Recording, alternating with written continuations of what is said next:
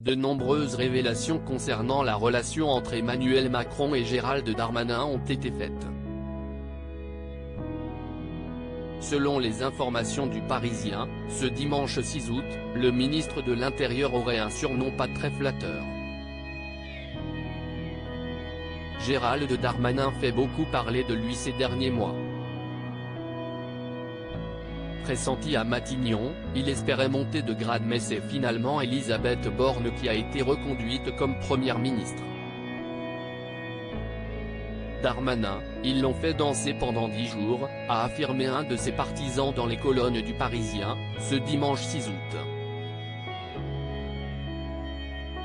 Une mauvaise passe que Gérald Darmanin préfère oublier et c'est sa rentrée politique dont il se préoccupe aujourd'hui.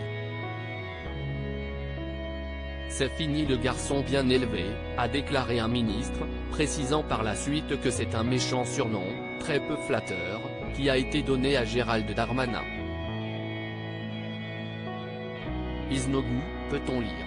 Il s'agit d'une francisation de l'expression anglophone is no good, il n'est pas bon.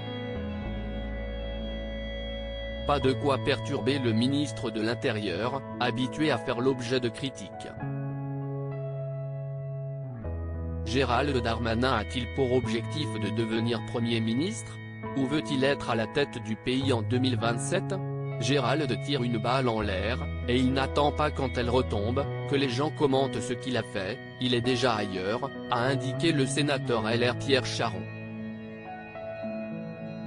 Les surnoms peu flatteurs, Gérald Darmanin y est habitué. Figure emblématique du gouvernement, le ministre de l'Intérieur est omniprésent sur le terrain, mais aussi en coulisses. Dans les colonnes de Challenge, en février dernier, il avait été révélé que le surnom de Darminet lui avait été affublé. C'est Darminet, pour sa capacité à faire patte de velours et à se montrer ronronnant avec les élus, avait confié un député. Un autre avait précisé que Gérald Darmanin est aussi parfois appelé Darmalin, pour sa capacité à se relever en toutes circonstances. Toutefois, si le ministre de l'Intérieur fait l'objet de surnoms peu flatteurs, il n'est pas le seul. Invité sur le plateau de C'est à vous en août 2022, il avait mentionné Bruno Le Maire, qu'il n'avait pas hésité à taquiner. Face à Anne-Elisabeth Lemoine, il avait affirmé le surnom Picsou, sans toutefois préciser la raison de ce choix. Le principal concerné avait simplement déclaré qu'il s'agit d'une blague sur Mickey avec Bruno Le Maire. Emmanuel Macron, a-t-il une confiance aveugle en Gérald Darmanin?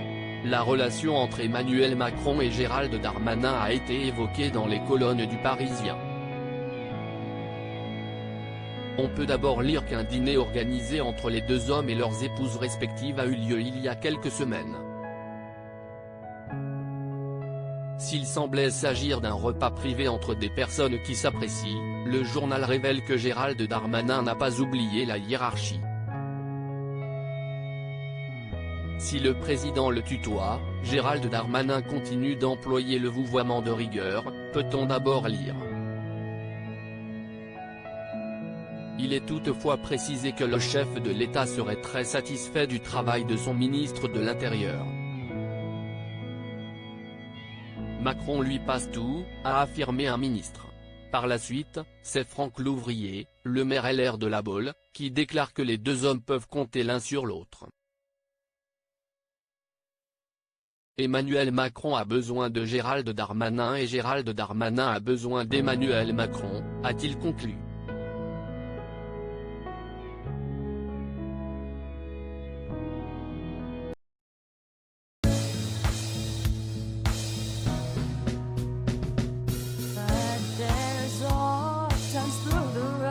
I think you can let me know. Sit down, sit back, let me help you out. Just step back, you seek, so I see you out there on your own. but